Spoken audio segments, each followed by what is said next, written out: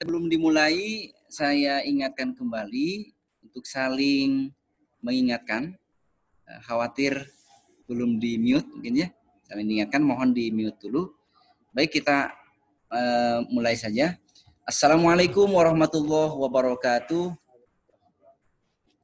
Alhamdulillahil awwalu bila ibtida wal akhiru bila intiha. Jami'us sifatil ulia wal izzati wal kibriya. Asyhadu an la ilaha illallahul malikul a'la wa asyhadu anna sayyidana wa nabiyyana Muhammadan abduhu wa rasuluhul mujtaba. Allahumma salli wa sallim ala sayyidina wa habibina wa syafi'ina wa qurrati ayunina wa dalili ila sabili rabbina wa maulana Muhammadin sallallahu alaihi wasallam wa ala alihi wa sahbihi wa man tabi'ahu ila yaumil qiyamah. Amma ba'd. Alhamdulillah, puja-puji serta syukur kita panjatkan kehadirat Allah Subhanahu wa taala. Shalawat dan salam semoga senantiasa tercurah kepada insan teladan sepanjang zaman, yakni Habibana wa Nabiyana Muhammad sallallahu alaihi wasallam. Tak lupa kepada keluarga, sahabat, dzurriyyah, tabi'in sampai kepada kita hingga umat akhir zaman. Amin ya Allah ya rabbal alamin.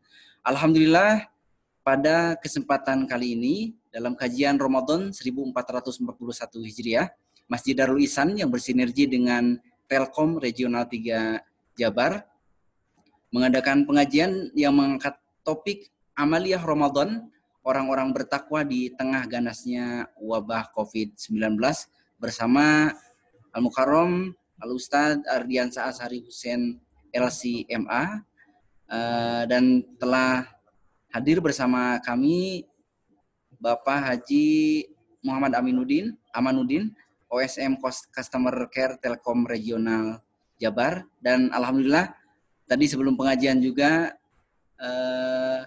EPV Tirek 3 sudah memantau dan alhamdulillah saat ini telah bergabung. Assalamualaikum Bapak Muhammad Hamdan selaku EPV Tirek 3 Jabar.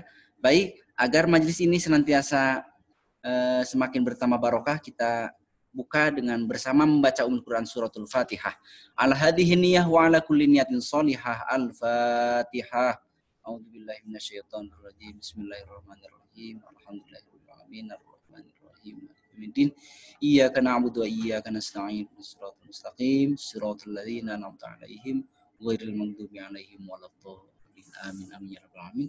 Sebelum ke Ustadz untuk menyampaikan materi, kami persilakan kepada Bapak Haji Muhammad Amanuddin selaku OSM Customer Care Telkom Regional 3 Jabar untuk memberikan sambutan singkat. Dipersilakan. Terima kasih Pak Ustadz. Bismillahirrahmanirrahim. Assalamualaikum warahmatullahi wabarakatuh. Alhamdulillah Rabbi sholli sholli wa yassir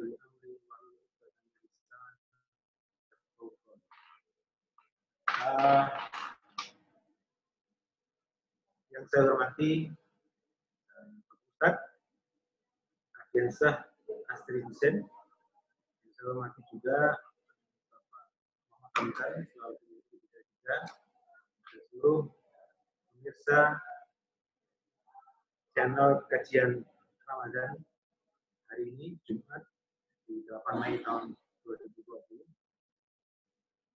Insya Allah semuanya dirahmati Allah Subhanahu wa Ta'ala.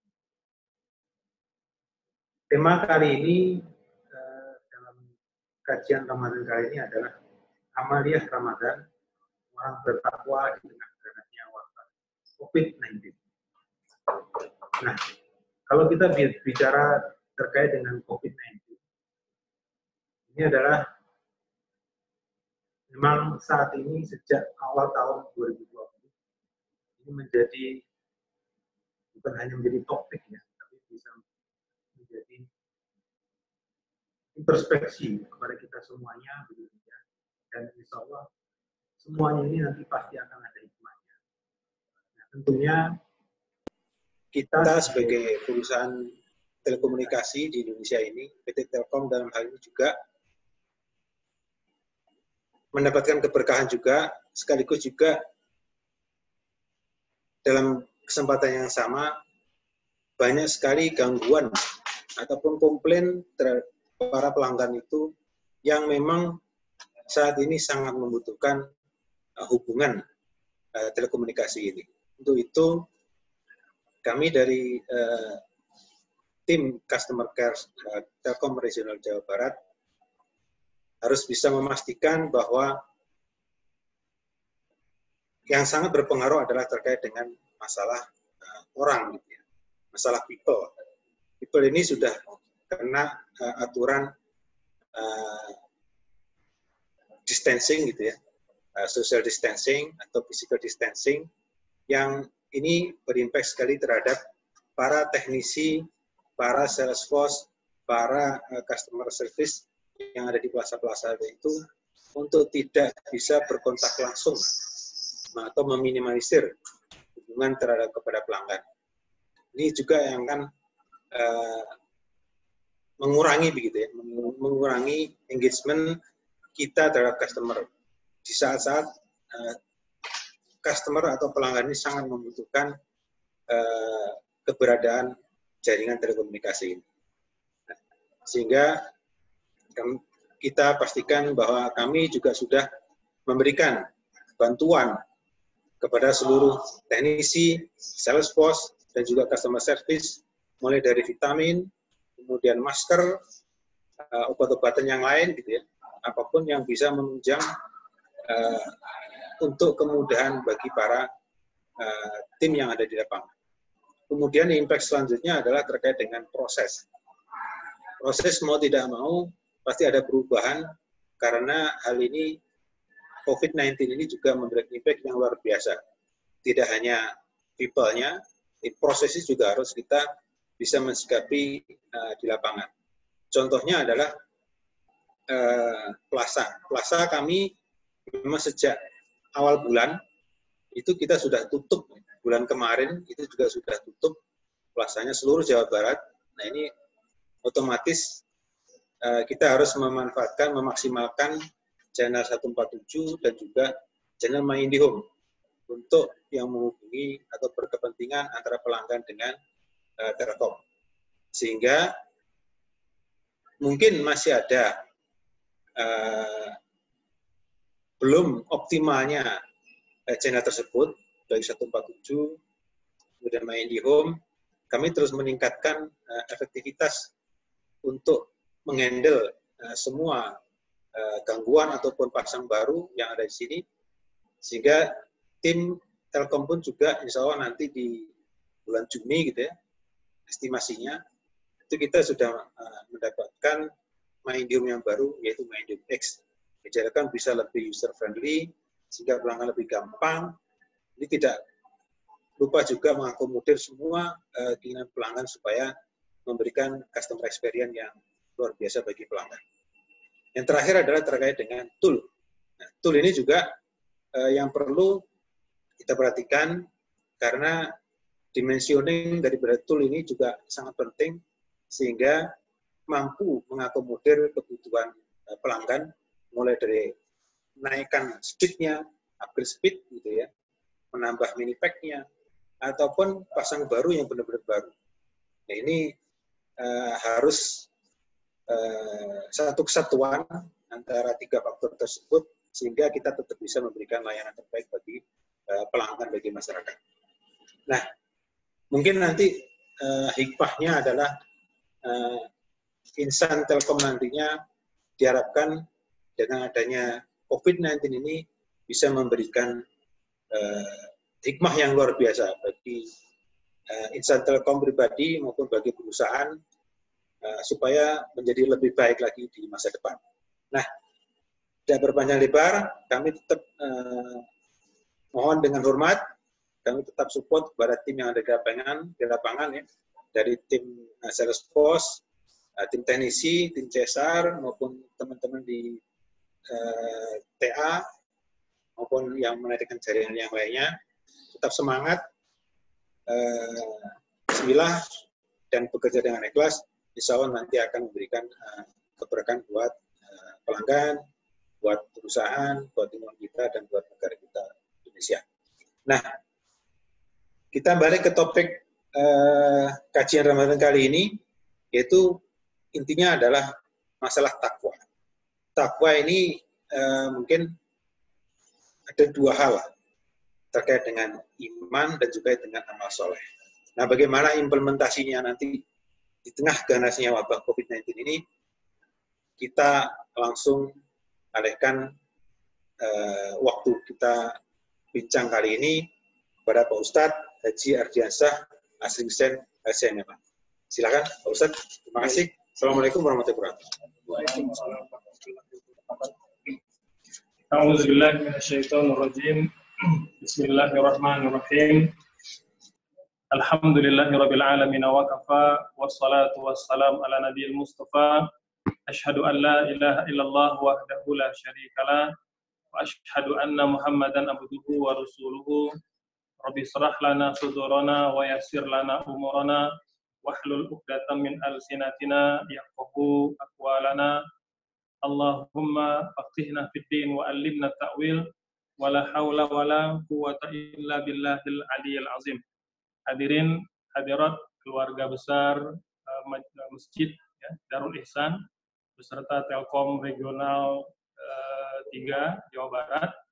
Assalamualaikum warahmatullahi wabarakatuh.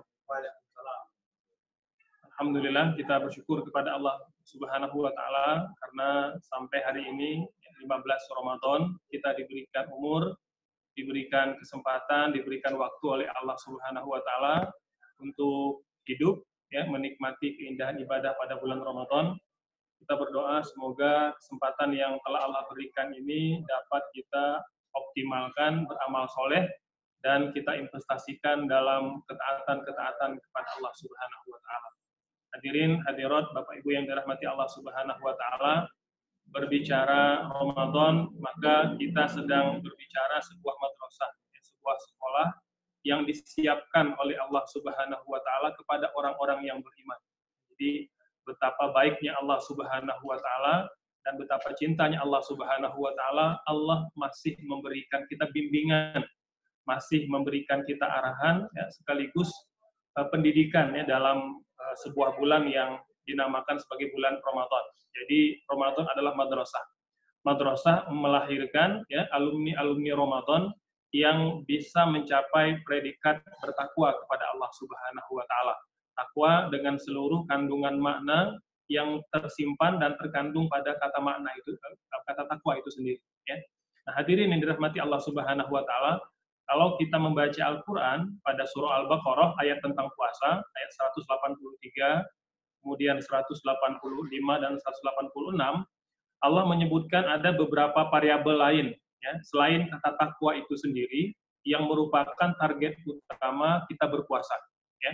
Yaitu pada ayat ke-185 Allah mengatakan setelah menceritakan bahwa puasa itu ada kalanya Allah ringankan, tidak diwajibkan kepada mereka yang sakit, ya, kepada mereka yang sedang bepergian atau orang tua yang tak mampu berpuasa. Nah, di penghujung ayat itu Allah mengatakan la'allakum tashkurun, agar kalian menjadi pribadi-pribadi yang bertakwa kepada Allah Subhanahu wa taala. Jadi ini variabel lain selain takwa yang merupakan tujuan kita berpuasa. Ayat ke-186 Allah mengatakan juga pada penghujung ayat tentang doa, wa idza sa'alaka ibadi anni, ya, ketika hambaku bertanya di mana aku, katakanlah aku dekat, kata Allah Subhanahu wa taala. Di penghujung ayat Allah mengatakan la'allahum yarsyudun, agar kalian tetap dalam kebenaran, agar kalian tetap istiqomah. Jadi kalau kita singkat, hadirin sekalian, ada 3 target besar berpuasa. 1, menjadi pribadi bertakwa. Yang kedua, menjadi pribadi bersyukur. Dan yang ketiga, menjadi pribadi yang istiqomah. Ya, ini target besar kita berpuasa. Oleh sebab itu, sepanjang kita melakukan ibadah puasa, ya, berbicara tentang amaliyah Ramadan, maka 3 target besar ini harus kita letakkan di depan pelupuk mata kita sebagai target yang harus kita capai, yang harus kita kejar melalui madrasah Ramadan yang mulia ini. Ya. Hadirin hadirat Bapak Ibu sekalian, kemudian ketika kita bicara takwa, bicara bersyukur, dan bicara pribadi istiqomah, maka tentu harus ada wasilahnya, sarana-sarana yang menunjang yang bisa mencapai target besar ini. Itulah yang kita sebut sebagai amaliyah Ramadan. Jadi amal soleh yang perlu kita lakukan, mendapatkan sebanyak mungkin kebaikan yang Allah curah limpahkan dalam bulan mulia ini. Sampai Rasul mengatakan kepada para sahabat, man hurima khairaha faqad hurim. Jadi saking banyaknya kebaikan dan keberkahan yang Allah berikan pada kita orang-orang beriman di bulan mulia ini, ya, maka sangat tidak wajar, kata Rasul, ada orang yang tidak kedapatan atau yang tidak kecipratan kebaikan dan keberkahan Ramadan. Kata Rasul, man hurima khairaha faqad hurim.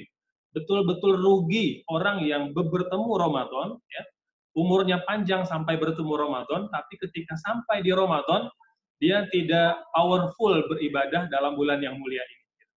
Nah, hadirin sekalian, maka tentu tema ini sangat penting ya untuk kita sharing bersama ya pada siang hari ini. Bagaimana kita mengoptimalkan amaliyah Ramadan sepanjang bulan mulia ini, ya, terlebih karena kita berada pada kondisi yang tidak biasa, berada pada masa wabah pandemi COVID-19. Ya. Tentu ini tantangan yang luar biasa yang sebenarnya ajang ya kita membuktikan kepada Allah Subhanahu wa taala bahwa kita tetap bisa optimal beribadah walaupun diuji dalam kondisi seperti ini. Ya. Nah, hadirin sekalian, kita lihat bagaimana Rasulullah ya, mendorong para sahabat untuk termotivasi mengoptimalkan ibadah pada bulan mulia ini. Ya. Di akhir bulan Sya'ban, itu beliau naik ke atas mimbar, berceramah di hadapan para sahabat dengan mengatakan, Ya ayuhan nas, wahai sahabatku, qad azwallakum syahrun azimun mubarak. Telah sampai kepada kalian bulan yang mulia. Syahrun fihi lailatun khairum min alfi syahrin, kata Rasulullah. Bulan yang di dalamnya ada satu malam yang sangat spesial, yang nilainya lebih baik dari 1000 bulan. Syahrun ja'alallahu siyama nahari faridah wa qiyama lailihi tatawwa'an. Bulan yang mulia ini Allah jadikan puasa di siang hari sebagai sesuatu yang wajib, kemudian qiyamul lail atau tarawih pada malam hari sebagai sesuatu yang sunnah. Jadi Nabi mulai mengkondisikan kejiwaan dan kondisi spiritual para sahabat ya dengan menyampaikan motivasi-motivasi ini ya, dengan mengatakan, kata Rasul, sesungguhnya pada bulan mulia ini pintu-pintu surga dibuka, pintu-pintu neraka ditutup, syaitan-syaitan dibelenggu. Nabi sedang mengkondisikan para sahabat agar betul-betul bisa optimal, maksimal melakukan amaliyah Ramadan di bulan yang mulia ini. Ya. Nah, hadirin sekalian, di antara motivasi Rasul ya, selain hadis yang tadi kita bacakan, Nabi juga menyebut dalam hadis yang lain, kata Rasul, bahwa ketika orang berpuasa Ramadan, maka Ramadan itu menjadi salah satu orbit pemutihan dosa-dosanya. Dalam hadis yang sahih, kata Rasul Shallallahu Alaihi Wasallam, ya, al-jum'atu ilal jum'ati, as-salawatul khams, Ramadan ila Ramadan, mukaffiratun ma bainahunna, majtanabat al-kabair. Salat fardu 5 waktu, ya, Jumat ke Jumat, Ramadan ke Ramadan, itu adalah sarana pemutihan dosa. Jadi Allah melakukan pemutihan dosa pada bulan mulia ini pada orang yang berpuasa Ramadan. Ya. Jadi hadirin sekalian, ini upaya Rasul ya mendorong para sahabat untuk bisa mengoptimalkan ibadah Ramadan ya, sekaligus memberikan pencerahan ya, memberikan edukasi tentang mulianya bulan bulan Ramadan ini. Jadi tidak boleh kita menyia-nyiakan bulan ini hanya dengan aktivitas-aktivitas yang mungkin boleh jadi tidak mengandung manfaat baik untuk kehidupan dunia kita ataupun untuk kehidupan akhirat. Hadirin sekalian, amalia apa sajakah yang perlu kita optimalkan sepanjang bulan mulia ini, ya, terutama dalam kondisi COVID-19. Ya. Pertama tentu ya, yang perlu kita optimalkan adalah amalia puasa itu sendiri. Ya. Puasa itu sendiri harus kita jalankan secara optimal. Dan tidak hanya puasa perut ya, tidak hanya menahan lapar dahaga, tetapi kita mengupayakan seluruh panca indera kita berpuasa. Ingat, Nabi berpesan kepada kita, ada banyak orang yang berpuasa, tapi tak mendapatkan apapun dari puasanya selain lapar dahaga. Puasanya mungkin tidak batal, karena kalau yang membatalkan puasa cuma ada 2. 1, makan minum, 2, hubungan suami istri. Ya, ini yang membatalkan puasa. Tapi jangan lupa, ada perkara-perkara yang bisa menghapus pahala puasa, tapi tidak membatalkan puasanya. Apa? Seperti berkata kotor, ya, berbohong, menipu, berbuat zalim, semua perbuatan dosa dan kemaksiatan pada bulan mulia ini itu bisa mengurangi atau bisa menghilangkan pahala puasa kita. Makanya Rasul dalam hadis yang sahih mengatakan, man lam yada qaula zur wal amala bihi wal jahala falaysa lillahi hajatun fi ayyada ta'amahu wa syarabahu. Barang siapa yang di tengah dia berpuasa tapi tak mampu menahan lisannya, masih berkata kotor, masih berkata dusta, masih menipu, masih berbuat zalim, ya, dan perbuatan-perbuatan dosa dan maksiat lainnya, dan dia tidak bisa meninggalkan perbuatan jahil atau perbuatan bodoh, kata Rasul, Allah tidak butuh puasanya. Allahu Akbar. Jadi hadirin sekalian, jangan sampai ya kita seharusnya mendapatkan limpahan pahala yang besar dari Allah karena berpuasa Ramadan, tapi justru rusak pahala puasanya karena kita melakukan perbuatan-perbuatan yang bisa merusak pahala puasanya. Ini terkait dengan puasa itu sendiri. Ya, makanya kalau kita bicara puasa Ramadan, itu kita harus ilmui betul pelaksanaannya. Ya. Kan rukun puasa ada dua, ya. Satu niat, yang kedua imsak atau menahan atau berpuasa itu sendiri. Ya. Dua rukun ini itu harus kita ilmui benar-benar agar apa? Agar amaliyah Ramadan itu betul-betul bisa kita optimalkan. Ya, terkait dengan masalah niat. Dalam hadis sahih rawinya Bukhari Muslim, kata Rasul, innamal a'malu binniyat wa innamal likulli imri'in ma nawa. Amal itu bergantung kepada niat dan setiap orang akan diberi ganjaran berdasarkan dengan niatnya masing-masing. Ini hadis tentang niat yang mengcover semua amalan yang wajib diniatkan. Terkait puasa, Nabi secara khusus mengatakan kepada para sahabat, man lam yujmi as-siyam qabla al-fajri fala siyamalah. Barang siapa yang tidak ya mengazamkan niat puasa sebelum terbit fajar atau sebelum fajar, fala siyamalah, maka dia tidak menunaikan ibadah puasa Ramadan dan tidak dihitung puasa Ramadan. Oleh sebab itu, mayoritas para ulama sepakat mengatakan niat puasa itu harus dilakukan setiap hari sebelum kita berpuasa. Setiap hari sebelum berpuasa. Walaupun ada pendapat dari Imam Malik rahimahullah yang memperbolehkan niat di awal bulan. Niat di awal bulan mengcover untuk 30 hari puasa. Tetapi kendati begitu beliau tetap mengatakan lebih utama berniat setiap malam berdasarkan hadis Nabi yang menyebut man lam yujmi as-siyam qabla al-fajri fala siyamalah. Barang siapa yang tidak mengazamkan niat, tidak meletakkan niat sebelum fajar ketika dia berpuasa, maka puasa yang dia jalankan tidak dihitung puasa Ramadan. Jadi ini beberapa konsekuensi penting ya terkait dengan niat. Oleh itu hadirin sekalian, penting kita mengilmui agar amaliyah Ramadan ini itu betul-betul optimal ya. Nah, kembali ke masalah niat tadi ya. Kapan niat kita lafalkan itu boleh sudah mulai kita lafalkan ba'da maghrib, ya, ketika kita sudah berbuka puasa, itu terbentang waktunya sampai terbit fajar. Waktu itulah kita bisa manfaatkan. Mau di maghrib, mau waktu isya, mau ba'da tarawih, mau tengah malam, atau ketika kita qiyamul lail, atau nanti misalnya ketika kita mau sahur. Yang penting, sebelum fajar kita sudah berniat. Itu kesepakatan ulama jumhur. Sehingga kalau ada orang sengaja, sengaja tidak berniat, apa konsekuensi yang berlaku? Nah, kalau orang sengaja tidak berniat, berlaku 3 konsekuensi. Ya. Pertama, ya, dia tetap wajib berpuasa pada hari itu. Jadi tidak boleh ada alasan, oh saya nggak niat tadi malam, hari ini nggak puasa, nggak boleh. Tetap wajib berpuasa pada hari itu. Ya. Yang kedua, bahwa dia dianggap berdosa karena tidak berniat. Ya. Karena ibadah itu seharusnya disempurnakan rukunnya. Gitu ya. Yang ketiga, dia wajib mengqadha puasa Ramadan itu nanti di luar Ramadan. Karena apa? Karena itu tidak dianggap puasa Ramadan. Ini kalau sengaja meninggalkan berniat, artinya sengaja tidak berniat. Ya. Jadi berdosa, kemudian tetap wajib berpuasa. Mengapa? Kata ulama, ta'ziman lihadza syahr, dalam rangka menghormati bulan mulia ini. Gitu. Yang ketiga, dia wajib mengqadhanya nanti di luar bulan Ramadan karena dianggap bukan puasa Ramadan. Subhanallah hadirin sekalian. Ini kalau sengaja.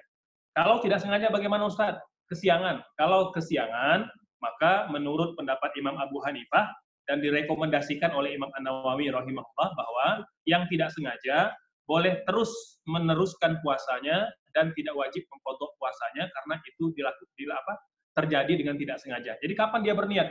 Ketika dia bangun jam 7 pagi kesiangan, dia berniat ketika itu. Dia berniat ketika itu. Ya. Nah, hadirin sekalian, ini terkait dengan masalah niat. Kemudian yang kedua, rukunnya imsak. Kita menahan seluruh perkara yang bisa membatalkan puasa atau membatalkan pahala puasa.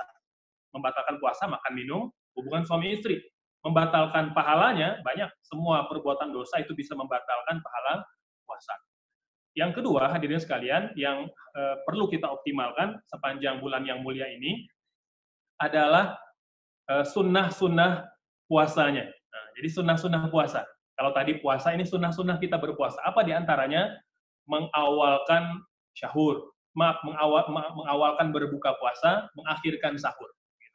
Kata Rasul, umat Islam akan senantiasa diberkahi oleh Allah selama mereka menyegerakan berbuka dan mengakhirkan sahur. Jadi kalau sudah azan maghrib, sudah masuk waktu, jangan tunda-tunda lagi. Ustaz, mau jawab azan? Enggak. Ketika itu yang paling afdol berbuka. Ustaz pengen dapat pahala jawab azan? Boleh. Berbuka dulu. Berbuka dulu, minum air putih atau sesuatu yang manis, kemudian makan kurma. Setelah itu kalau mau mengambil pahala menjawab azan, silakan. Jadi berbuka dulu. Ya. Jadi takjil dulu. Apa itu takjil? Menyegerakan berbuka. Ya, menyegerakan berbuka. Kemudian mengakhirkan sahur. Ya. Jadi beberapa menit akan azan subuh, sampai itulah kita mengakhirkan makan sahur. Tapi kalau mau waktu imsak gitu ya, apakah 10 menit sebelum azan itu lebih baik, supaya kita bersiap-siap, mungkin kita isi dengan berzikir, berdoa, membaca Al-Quran, meminta ampun kepada Allah Subhanahu wa Ta'ala, karena memang waktu sahur ini waktu yang sangat berkah, ya, waktu yang sangat dianjurkan Nabi untuk banyak beristighfar dan meminta ampun kepada Allah Subhanahu wa Ta'ala. Hadirin, Bapak Ibu sekalian, di samping itu ada pula amaliyah memberi makan orang berbuka puasa. Memberi makan orang berbuka puasa. Ini di antara amaliyah yang sangat ditekankan oleh baginda Rasul Shallallahu Alaihi Wasallam. Karena orang yang memberi makan berbuka puasa atau takjil dapat 3 keutamaan. 1, maghfiratan lidzunubihi, penghapusan dosa. Kedua, itqan li raqabatihi, pembebasan dari neraka. Ketiga, kana lahu ajrun mislu ajri shaim min ghairi ayang qusamin ajri syekh. Dia dapat tambahan pahala seperti besarnya pahala yang didapat oleh orang yang dia berikan hidangan puasa tanpa mengurangi pahala puasa orang itu. Subhanallah, double puasanya. Ini terlebih kalau kita memberi makan berbuka puasa orang yang sangat memerlukan gitu ya, atau anak yatim piatu yang menghafal Al-Qur'an ya, Ibnu Sabil atau yang lain-lain, ini besar pahalanya. Ya. Nah, jadi berlomba-lomba kita mendapatkan pahala yang mulia ini. Kata sahabat, ada yang bertanya, ya Rasulullah, kan tidak semua kita punya kelebihan harta. Jangankan ngasih takjil ke orang lain, untuk rumah sendiri saja, kadang kala sulit. Ini terlebih dalam kondisi COVID-19. Orang semua serba kesulitan. Hadirin sekalian, kata Rasul, 3 pahala tadi, Allah berikan walaupun kalian hanya memberi takjil sebutir kurma. Allahu Akbar. Hadirin sekalian, jadi tidak ada bedanya yang ngasih takjil 1 kontainer, 1 truk gitu ya, dengan yang ngasih sebutir kurma. Kalau dia tulus beribadah kepada Allah, maka dia mendapatkan pahala yang sama. Dia mendapatkan pahala yang sama. Nah ini bagaimana besarnya sayembara kebaikan yang Allah berikan pada bulan mulia ini, maka rugi sekali. Ya, rugi sekali jika kita tidak merebut peluang-peluang itu. Kata Rasul, walaupun hanya memberi takjil sebutir kurma, mizqati labanin aw syurbati ma'in, setetes susu ataupun setetes air putih. Ya. Nah ini di antara amaliyat sunat yang perlu kita optimalkan di bulan yang mulia ini. Berikutnya hadirin sekalian, Ramadan itu syahrul Quran. Ramadan ini bulannya Al-Quran. Amalia yang perlu kita optimalkan di bulan mulia ini adalah kemudian memperbanyak membaca Al-Quran. Baik yang mahir, yang lancar membacanya, ataupun yang tidak lancar membacanya. Kata Rasul, alladzi yaqra'ul Qur'an wa huwa mahirun fihi ma'a safratil kiramil bararah.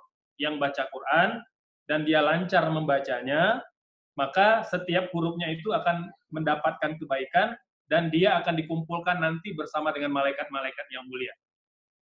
Terus ada sahabat nanya, bagaimana kalau yang terbata-bata gitu? Yang belum lancar baca gitu. Kata Rasul, alladzi yaqra'ul Qur'an wa huwa yatata'ta wa alayhi syakun falahu ajran.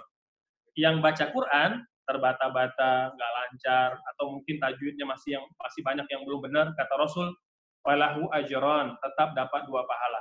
Ini kabar gembira ya buat Bapak Ibu sekalian. Yang belum lancar jangan khawatir, jangan bersedih. Pahalanya tetap dapat 2, ya, tetap dapat 2 pahala. 1 pahala sulit membaca Quran, yang kedua pahala tetap berusaha baca Quran. Allahu Akbar. Jadi jangan bersedih, tetap bisa optimal sepanjang bulan Ramadan.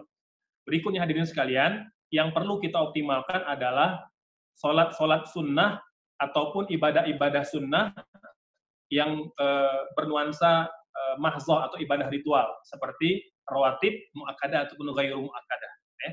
Memang saat kondisi normal, sholat berjamaah itu sangat ditekankan, ya, terutama bagi laki-laki di masjid. Ya. Tapi dalam kondisi seperti COVID-19 sekarang, maka memang lebih utama itu kita menghindari kontak dengan banyak orang, gitu ya. Jadi jaga jarak, social distancing. Kalaupun kita ingin melaksanakan sholat berjamaah ini, kalau di masjid-masjid komplek, maka saya tidak anjurkan. Karena apa? Karena di sana komunitasnya tidak kita ketahui, tidak kita kenal. Ya. Adapun kalau di perkantoran yang masih bekerja, gitu ya, yang masih standby dalam suasana COVID-19, ya, baik itu misalnya perusahaan telekomunikasi, ya, kemudian medis, ya, pertahanan, kepolisian, ya, juga perbankan, gitu ya, maka tetap kita mempraktekkan protokol medisnya, gitu ya. Jadi misalnya memakai masker, gitu ya. Kalau sakit jangan dulu keluar rumah, ya. Kemudian jaga jarak, ya. Kalau sholat berjamaah di kantor atau di tempat kita bekerja, maka upayakan jaga jarak, gitu ya. Ini di antara upaya-upaya kita, karena memang shop itu kalau dirapatkan itu sunnah yang utama, gitu. Tapi tidak diwajibkan, ya, tidak diwajibkan. Jadi kalau kita melakukan jarak pada shop sholat, maka ulama sepakat sholatnya sah. Ulama semua sepakat sholatnya sah. Mengapa? Karena merapatkan shop itu hukumnya sunnah, gitu. Apa dalilnya? Dari hadis Imam Bukhari, sahabat yang bernama Abi Bakrah, ini orang yang sangat memperhatikan sholat berjamaah. Suatu ketika dia telat, hampir masbuk, ya, karena dulu Masjid Nabawi kan nggak ada pintu, nggak ada jendela, jadi ketika mau datang ke Masjid Nabawi, jarak masih beberapa belas meter, dia lihat Nabi udah ruku, dan dia nggak mau, dia berpikir kalau dia ruku, nanti udah nyampe stop, terlambat, pasti dia masbuk. Maka apa yang dia lakukan, Abi Bakrah ini sujudnya di luar masjid. Sujudnya di luar masjid, kemudian dia jalan sampai masuk ke dalam shop, kemudian i'tidal, sami Allahu liman hamidah, dan sujud bersama Nabi menyelesaikan sholat. Habis sholat, ada sahabat nanya, ya Rasulullah, Abi Bakrah tadi sujudnya di luar masjid. Kata Rasul, sholatnya sah, wala tu'id. Sholatnya sah, tapi jangan diulangi. Ulama menjadikan dalil ini sebagai dasar normatif bahwa ketika ada orang sholat di luar shop dalam kondisi tertentu, sholatnya sah. Itu di luar shop, ya. Apalagi ini bukan di luar shop, di dalam shop, tetapi menjaga jarak, gitu. Ya. Itu hadirin sekalian terkait dengan sholat berjamaah. Adapun yang tinggal di daerah memang banyak terpapar, banyak pasien yang sudah terjangkiti, maka dianjurkan kita di rumah saja, ya. Tidak melakukan aktivitas di luar rumah, kecuali hal-hal yang sangat penting, ya, terkait dengan pekerjaan kita, dengan profesi kita, ini terutama rekan-rekan Telkom, ya, yang ada di bidang customer care, gitu ya, luar biasa, ya. Mungkin harus tetap powerful bekerjanya, gitu ya. Ini insya Allah tetap menjadi amal soleh, ya, bagian dari amaliyah Ramadan.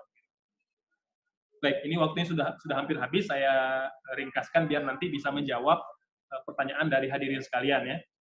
Selanjutnya, apa yang perlu kita optimalkan sepanjang bulan yang mulia ini, Bapak Ibu sekalian, di antara ibadah yang sangat dianjurkan dilakukan pada bulan mulia ini adalah kita memperbanyak sedekah, ya, baik itu sedekah di pagi hari, di siang hari, ataupun di malam hari.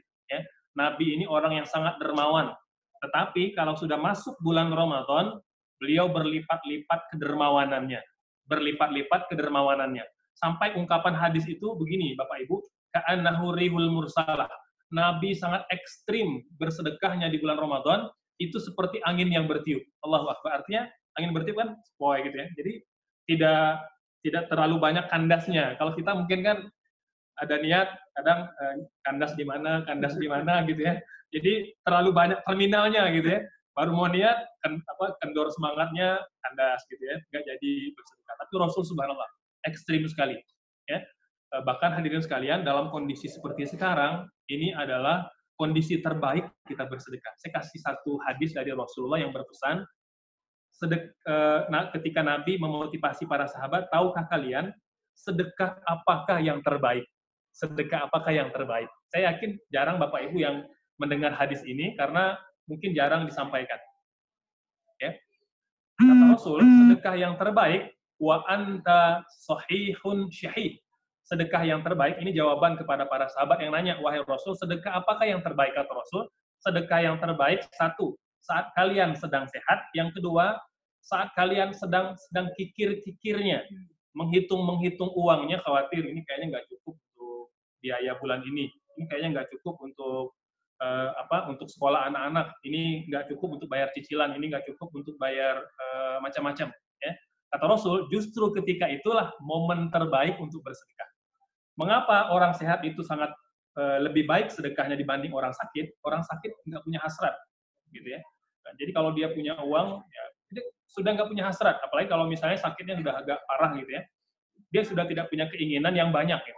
Beda orang sehat. Orang sehat dia akan berpikir kalau dalam kondisi normal pengen beli ini, pengen beli itu, pengen ke sana, pengen ke sini. Itu di antara hasrat orang yang sehat. Makanya kata Rasul, orang sehat tapi dia mau bersedekah, hebat. Gitu. Yang kedua adalah ketika kalian sedang menghitung-hitung uang kalian, khawatir tidak cukup untuk keperluan kalian. Kata Rasul, justru dalam kondisi itulah sedekah yang terbaik. Bapak Ibu, siapa sih yang tidak terpapar dengan kondisi COVID-19 sekarang? Tidak hanya pekerja harian, ya, PNS juga terpapar karena mereka hanya dapat pokok misalnya gitu ya, yang bonus-bonus sudah nggak dapat. Ya, seluruh elemen, ya, seluruh level masyarakat terpapar dengan COVID-19. Nah, hadirin sekalian, jangan kendor sedekahnya. Ya, kita yakin betul bahwa sedekah itu tidak bakal mengurangi harta. Justru insya Allah akan Allah lipat gandakan nilainya, fungsinya, jumlahnya, dan akan menjadi simpanan abadi nanti kita di akhirat. Ini harus kita yakini sebagai amaliyah yang sangat dianjurkan sepanjang bulan kuliah ini. Ya. Karena waktunya sudah habis, saya tidak ingin mengambil waktu hadirin sekalian yang mungkin ya tidak sabar bertanya. Maka silakan nanti bisa langsung, atau kalau VCT ini gimana? Dibacain aja. Biar tidak noise. Enggak. Baik, terima kasih Ustadz. Ada pertanyaan pertama dari Bapak Ferry. Pertanyaannya pertama, bagaimanakah saat kita normal nanti, apakah ibadah-ibadah berjamaah yang mengharuskan berkumpulnya orang banyak akan tetap dilarang atau dilaksanakan dengan perubahan kaifiat? Nah, bagaimana syariat Islam dan para ulama melihat hal ini? Baik, Dirin, Bapak bilang, bagus pertanyaannya terkait bagaimana kalau kondisi sudah normal kembali. Kalau sudah normal kembali, maka kembali ke hukum asal. Karena dalam kaidah fikih itu ada prinsip berbunyi idza daqal amru ittasa'a wa idza ittasa'a. Suatu perkara dalam agama, ya, kalau dalam kondisi sempit sulit kita melakukannya seperti berjamaah di masjid, ya, kemudian sholat Jumat, ya, kemudian sholat Id, itikaf Ramadan, itu kan sulit kita lakukan dalam kondisi sekarang karena ada arahan isolasi di rumah, gitu ya. Maka itas akan dibukakan. Bagaimana caranya mereka bisa di rumah? Tarawih di rumah, sholat berjamaah di rumah, gitu ya. Itikaf di rumah, sholat Idul Fitri juga bisa di rumah, gitu. Ya. Jadi subhanallah, Islam itu lengkap sekali ajarannya, ya. Jadi sudah ada perangkat-perangkat antisipasi kalau kita berhadapan dengan situasi tertentu, gitu ya. Tetapi tidak kita sa'adoh. Kalau sudah kembali longgar keadaannya, kembali normal, maka asal kembali di hukum asalnya. Sholat berjamaah bagi laki-laki itu memang lebih utama sunnah ada di masjid. Sholat Jumat di masjid. Ini itikaf Ramadan tidak sah dilakukan selain di masjid dalam kondisi normal. Tapi kalau tidak normal boleh di rumah. Tapi kalau sudah normal kembali tidak sah itikaf kecuali di masjid. Ya. Sholat Id, nah itu sunnah muakkadah di lapangan terbuka. Ya, Imam Syafi'i mengatakan boleh di masjid. Ya, ini di antara opsi pilihan-pilihan yang memang kita sudah ada perangkatnya. Jadi insya Allah sudah tidak kagok lagi, kita sudah terbiasa, terutama masyarakat Kota Bandung ya ataupun Jawa Barat secara umum. Banyak para guru kita, para ulama kita, ya ada MUI, kemudian ada ormas-ormas Islam yang senantiasa bersama umat yang selalu memberikan pencerahan yang terkait dengan tindakan seperti apa yang terbaik dilakukan dalam kondisi pandemi COVID-19. Baik. Selanjutnya pertanyaan dari Pak Teten. Ibadah di rumah seperti apa untuk berusaha mendapatkan malam Lailatul Qadar? Sedangkan untuk i'tikaf ke masjid sementara ini tidak memungkinkan. Ya, Ustaz. Sekalian, ini bagus sekali ya. Amalia Ramadan terutama ini untuk mengoptimalkan 10 hari terakhir. 10 hari terakhir, ini hari ke-15, tinggal 5 hari lagi ya, tinggal 5 hari lagi. Kita bakal masuk ke 10 hari terakhir. Hari yang tidak boleh kita tinggalkan, kita lewatkan, harus kita optimalkan. Meski dalam kondisi PSBB ya, pembatasan sosial berskala besar ini, tetap harus kita optimalkan. Karena apa? Pertama, Lailatul Qadar itu tidak terbatas hanya mereka yang beribadah di masjid. Dimanapun kita beribadah, selama kita di tempat yang suci, di rumah, di kantor, di jalan, di udara, di darat, ataupun di laut, ya, kalau dia beribadah bertepatan dengan malam Lailatul Qadar, dia mendapatkan malam itu. Kata Rasul, "Taharraw Lailatul Qadri fil witri min asy-syawal." Jadi kejarlah malam dia itu pada 10 hari terakhir, terutama pada malam-malam ganjil. Kata Aisyah radhiyallahu anha, Nabi kalau sudah masuk 10 hari terakhir syadda mi'zarah, dia akan mengencangkan ikat pinggangnya. Ulama hadis seperti Ibnu Hajar mencerahkan hadis Bukhari ini juga mengatakan mengencangkan ikat pinggang itu satu mengurangkan makan, yang kedua mengurangkan tidur, yang ketiga meninggalkan istri-istrinya. Sehingga bisa totalitas powerful beribadah dengan Qur'annya, ya, dengan dengan tadaburnya, dengan baca tafsirnya, dengan ngajinya, dengan sedekah online-nya dan lain-lain, tetap bisa dioptimalkan dari rumah. Dan hadirin sekalian, saya berikan kabar gembira yang Nabi sampaikan hadis ini dari Imam Bukhari. Kan ada yang bertanya, Ustaz, kan kalau kita sholat di rumah, itu kan kecil pahalanya, tidak seperti di masjid. Saya sampaikan hadis Nabi dari hadis Bukhari, kata Rasul, "Idza marida abdu aw safara kutiba lahu mithla ma ya'malu muqiman sahihan." Hadis yang kata Rasul, barang siapa yang sedang bepergian atau yang sedang sakit atau terhalang melakukan suatu ibadah yang biasa dia lakukan, ya, dia telah ditulis pahalanya sama seperti dia biasa melakukannya saat sehat dan saat tidak ada kendala. Bapak Ibu biasa sholat tahajud setiap malam, tiba-tiba satu malam ketinggalan karena kelelahan. Kata Rasul, sudah ditulis pahala yang melayani. Subhanallah. Itu yang meninggalkan. Bayangkan Bapak Ibu, kita tidak meninggalkan i'tikaf, kita tidak meninggalkan tarawih, kita tidak meninggalkan jamaah, kita hanya pindah lokasi saja, pindah dari masjid, pindah ke rumah. Maka tentu lebih layak mendapatkan pahala ibadah malam Lailatul Qadar, gitu ya. Terutama pada malam-malam ganjil ya. Dan ya kalau ini disebutkan lagi, bahkan kata para sahabat, jangan sampai lewatkan ibadah pada malam 27, ya. Karena di antara seluruh malam-malam ganjil, ya, peluang terjadi pada malam 27 itu sangat besar. Ya. Bahkan ada sahabat Nabi yang mimpinya kompak. Mereka kompak mimpi bahwa malam Lailatul Qadar itu terjadi pada malam 27. Ya. Ini cara kita optimalkan. Sedikit saya ingin menutup untuk bagian ini. Ya. Kata Aisyah, wahai Rasul, kalau kita merasa bertemu dengan malam Lailatul Qadar, apa yang kita baca? Kata Rasul dalam hadis yang sahih riwayat Imam Bukhari, jangan lupa bacaan juga mohon dicatat ya. Kata Nabi, baca doa Allahumma innaka afuwun tuhibbul afwa fa'fu anni, ya. Ini hadis yang datang dari Rasulullah. Ya Allah, Engkau Maha Pengampun, suka mengampuni, ampuni aku. Ya, walaupun kemudian ada beberapa ulama kita menambahkan lafal karim, innaka afuwun karim. Boleh tidak boleh kalau dalam doa kata para ulama dia tidak berdosa jika kita kemudian menambah dengan kalimat-kalimat yang baik, ujian kepada Allah, ya, selama dia tidak mengandung dosa dan tidak mengandung unsur memutus silaturahim. Jadi Bapak insya Allah tetap bisa optimal walaupun kita sedang di rumah aja. Gitu. Oke. Masih ada 4 ya, Ustaz, pertanyaan. Atau langsung biar nanti saya coba ukur gitu ya.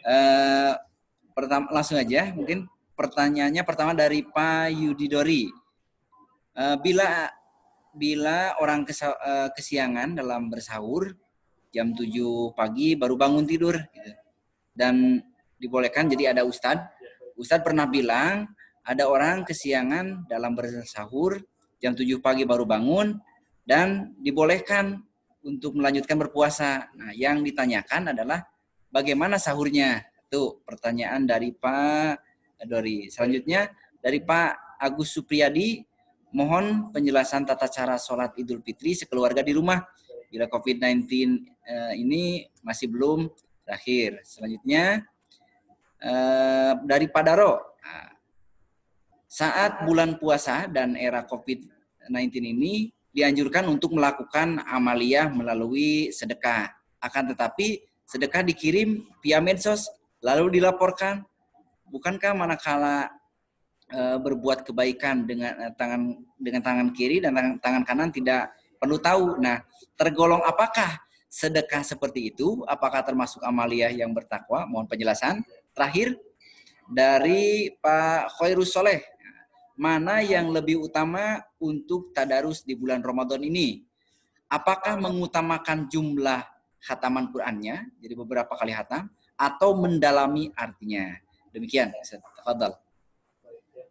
Saya jawab dari yang nomor 3 dulu. Sedekah via medsos, ya. Maaf, sedekah kemudian yang diinformasikan via medsos gitu ya. Bagaimana hukumnya? Apakah bertentangan dengan prinsip-prinsip sebagai manusia bertakwa? Hadirin Bapak Ibu sekalian, kata Rasul ya, seperti mana yang beliau jelaskan bahwa memang tangan yang di atas lebih baik dari tangan yang di bawah. Ya. Ini artinya memberi itu lebih baik daripada meminta. Ya. Kemudian Allah juga menjelaskan bahwa ketika orang itu bersedekah dan dia memperlihatkan, ya, maka itu diperbolehkan, terutama jika memang dalam rangka memotivasi, mendorong orang lain untuk ikut bersedekah, bukan dalam rangka riya ya. Nah, kalau dalam rangka riya maka boleh jadi dia kehilangan pahala. Oleh sebab itu kita harus mengawal hati kita, jangan sampai pahala kita itu dicuri oleh syaitan, dicuri oleh iblis, gitu ya, dengan cara menghasut kita, ya. Karena pada bulan Ramadan yang diikat itu hanya panglima-panglima, jenderal-jenderal syaitannya. Yang kurcaci-kurcaci itu masih berkeliaran. Buktinya masih ada orang berdosa, ada orang bermaksiat. Jadi kata Rasul, syaitan-syaitan di belenggu itu jenderal-jenderalnya. Panglima-panglima tingginya. Tapi yang bawahan ini masih berkeliaran. Makanya ada orang berdosa pada bulan Ramadan. Jadi pada yang bertanya, baik kalau kita memotivasi orang, tapi lebih utama kalau kita menyimpannya. Bisa dengan hamba Allah, ya, atau pakai inisial saja, gitu ya, atau pakai nama anak misalnya ayahnya Zamzam, atau ibunya Maria, boleh, nggak ada masalah. Jadi untuk karena mungkin kita merasa saya khawatir nanti syaitan bisa menyelinap dalam niat saya, maka saya pakai nama samaran, boleh, nggak ada masalah. Berikutnya, bagaimana afdal mana, khatam Quran atau tadabbur? Idealnya Bapak, Ibu sekalian, idealnya banyak khatam dan banyak tadabburnya, itu ideal banget. Ya. Banyak khatam dan banyak tadabburnya. Tapi bagaimana kalau misalnya kita punya waktu yang terbatas, ya? Jadi kita banyak khatamnya atau banyak tadabburnya, maka seperti mana yang Allah katakan, apala yatadabbaruna al-Quran am ala qulubin aqfaluha. Ini screen-nya tiba-tiba mati. Masih jalan mati? Jalan ya, oke. Baik. Berarti cuma ini ya, baik.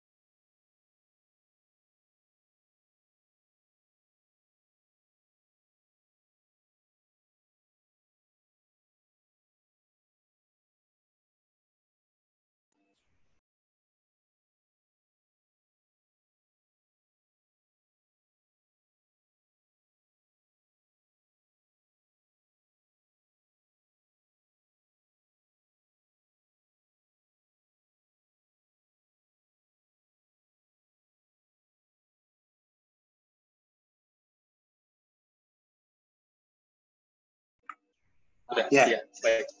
Tes ya, maaf. Kita pindah screen, pindah layar. Baik, kita lanjutkan tadi. Jadi Ibu, Bapak sekalian, kalau bisa ideal dua-duanya. Tapi kalau harus memilih, maka dahulukan tadabbur. Mengapa? Karena tadabbur inilah yang menjadi tujuan utama kita membaca Al-Quran. Kata Allah, afala yatadabbaruna al-Qur'an am ala qulubin aqfaluha. Apakah orang-orang itu tidak mentadaburi Al-Quran atau hati mereka telah dikunci oleh Allah Subhanahu wa taala? Dari ayat ini, kata para ulama, maka lebih utama kita mentadaburinya, meresapi maknanya, agar apa? Agar nanti bisa melahirkan amaliat atau menjadi kepribadian dalam keseharian kita. Kita menjadi pribadi-pribadi Qur'ani gitu ya. Jadi tidak hanya membaca tapi juga mengamalkan isinya gitu. Kemudian dua yang terakhir ya. Ini karena waktunya sudah hampir habis. Puasa kesiangan, bagaimana sahurnya? Sahur tidak wajib. Bapak, Ibu sekalian, sahur tidak wajib kata Rasul. Tasahharu fa inna fis sahuri barokah. Makan sahurlah kalian, karena pada makan sahur itu ada keberkahan. Bapak Ibu yang nggak lapar gitu ya, atau kenyang, makan sedikit, walaupun sebutir kurma, walaupun segelas susu ataupun teh gitu ya. Yang penting kita makan sahur atau minum ya. Jadi apa? Biar mendapatkan keberkahan. Orang yang makan sahur akan selalu ada di lingkaran keberkahan oleh Allah Subhanahu wa taala gitu ya. Jadi tidak wajib kalau tidak bersahur, maka ketika dia kesiangan bangun jam 7 ya, tidak apa-apa, dia wajib berpuasa pada hari itu dan puasanya tidak wajib diqadha ya. Ini seperti mana rekomendasi dari Imam An-Nawawi ya. Seperti mana beliau kutip dari pendapat Imam Abu Hanifah yang mengatakan kalau orang kesiangan tidak sempat berniat, maka dia berniat ketika dia bangun di pagi itu. Dan dia tidak wajib mengqadhanya. Walaupun Imam Nawawi ini kan mazhab Syafi'i. Beliau mengutip pendapat Imam Syafi'i dan ulama Syafi'i, beliau mengatakan kalau dalam mazhab Syafi'i, dia wajib puasa hari itu, tetapi wajib mengqadha nanti di luar Ramadan. Tetapi beliau tahu, kata beliau, ini berat, kata beliau berat. Ya. Hanya ya wali-wali Allah gitu ya, yang kuat gitu ya, harus puasa dan harus mengqadha gitu. Nah, beliau tahu bahwa katanya yang lebih friendly pendapatnya bagi masyarakat awam adalah mengambil pendapat Imam Abu Hanifah yang mengatakan boleh puasa dan tidak wajib mengqadha kalau memang dia tidak sengaja kesiangan. Beda ya, kalau sengaja kesiangan maka tadi berlaku tuh kodoknya. Kalau sengaja 3 tadi berlaku ya. 1 berdosa, kemudian yang kedua wajib puasa hari itu sebagai penghormatan pada bulan Ramadan, nggak boleh berbuka. Yang ketiga wajib mengqadha puasa hari itu nanti di luar Ramadan. Bagaimana kaifiat sholat Id di rumah, Bapak Ibu sekalian? Kaifiatnya sama seperti mana kaifiat kita sholat Id di lapangan terbuka, sama gitu. Sunnah-sunnahnya yang dapat kita lakukan, kita lakukan. Yang paling utama adalah lakukan sholat 2 rakaat. Ya. Sholat 2 rakaat, bisa sendiri, bisa berjamaah. Subhanallah. Apa dalilnya? Ini seperti mana athar dari sahabat Nabi Anas ibnu Malik, beliau pernah telat datang sholat Id, kemudian ketika nyampe di lapangan, itu orang sudah bubar. Maka beliau membawa keluarganya, istrinya, dan pembantunya ke rumah, dan sholat Id di rumahnya. Subhanallah. Nah, jadi boleh sholat Id di rumah, ini terlebih dalam kondisi kita ada arahan dari ulama dan pemerintah berada di rumah, maka afdol kita sholat Id di rumah, jadi jangan memaksakan diri ya, karena agama kita melarang kita menimbulkan kemudaratan, baik pada diri kita atau untuk orang lain. Kata Rasul, la dororo wa la dirar, ad-dororu yuzal. Ya. Jadi tidak boleh menciptakan bahaya bagi diri sendiri atau untuk orang lain. Nah, tadi saya kembalikan ke masalah sholat Id tadi, 2 rakaat, bisa sendiri, bisa berjamaah, jamaahnya bisa berapa aja, mau 2 orang, mau 3 orang, mau 4 orang, ini pendapat jumhur, ya pendapat jumhur. Rakaat yang pertama kita disunnahkan sebelum membaca surah, ya itu takbir 7 kali seperti biasa, disela dengan tasbih, ya subhanallah, walhamdulillah, wala ilaha illallah, wallahu akbar, ya kemudian takbir dan sepanjang 7 takbir itu dijeda dengan tasbih tadi. Kemudian baca Al-Fatihah, kemudian baca surah, sunnah membaca surah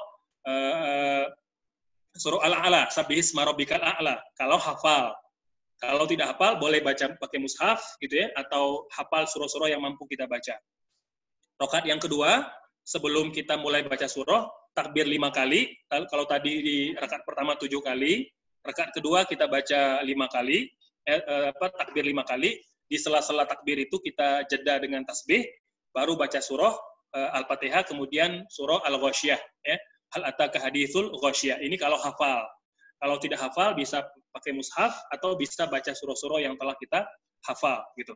Ustadz, kan ada khutbah, gimana khutbahnya? Khutbahnya sunnah. Kalau ada yang bisa, suami bisa khutbah. Kalau ada ayah yang khutbah atau anak yang sudah dewasa, yang sudah balik, boleh berkhutbah. Ustadz, kalau tidak ada khutbah boleh nggak? Boleh. Jadi kalau tidak ada yang bisa, misalnya cewek semua di rumah gitu ya, atau nggak pede, nggak wajib. Dan kalau memang tidak bisa khutbah, tausiah biasa aja. Jadi ayah naik atau duduk di kursi yang lebih tinggi dari yang lain, mendengarkan tausiah biasa aja. Jadi insya Allah tetap mendapatkan pahala. Karena khutbah Idul Fitri itu hukumnya sunnah bagi yang bisa melakukannya. Bisa juga bareng-bareng. Jadi kalau misalnya ada, nanti mungkin Telkom gitu ya, ada misalnya tausiah Idul Fitri kolektif ya, jadi pakai kamera boleh, habis sholat dengar bersama-sama khotib secara live streaming, boleh ya. Jadi itu kalau dengar khutbah boleh live streaming, tapi kalau sholat nggak boleh live streaming ya. kalau sholat nggak boleh live streaming karena sudah ada fatwanya, sholat berjamaah tidak boleh live streaming karena ada syarat harus di satu lokasi antara imam dengan makmum. Jadi nggak boleh kita live streaming. Kalau boleh, mending kita live streaming langsung ke Imam Sudais di Mekah gitu ya. Nah, jadi hadirin sekalian, itu kaifiatnya. Yang lain-lain misalnya saya tambahkan seperti sebelum mulai sholat kita disunahkan makan dulu. Makan dulu walaupun dengan kurma, disunahkan makan dulu sebagai tanda kalau kita sudah mengakhiri puasa Ramadan ya. Kemudian kalau kita di lapangan kan sholatnya disunahkan jalan ketika berangkat dengan pulang berbeda jalan. Ya, kalau rumah kita gede bisa ke tempat sholat di tengah-tengah lewat pintu depan, nanti lewat pintu belakang pulangnya boleh. Ya, itu hanya teknis saja. Insya Allah tetap mendapatkan pahala. Jadi hadirin sekalian, jangan sampai tahun ini karena kita PSBB, Bapak Ibu tidak mendapatkan keutamaan sholat Id pada pagi Lebaran. Jadi kita tetap bisa sholat Id di rumah bersama dengan keluarga, anak-anak, ya, dengan sholat sunnah yang biasa kita lakukan. Ya. Jadi tidak ada syarat-syarat tertentu tentang tentang keabsahan sholat Id di rumah. Gitu. Itu mungkin penutup untuk jawaban yang keempat tadi, gitu ya.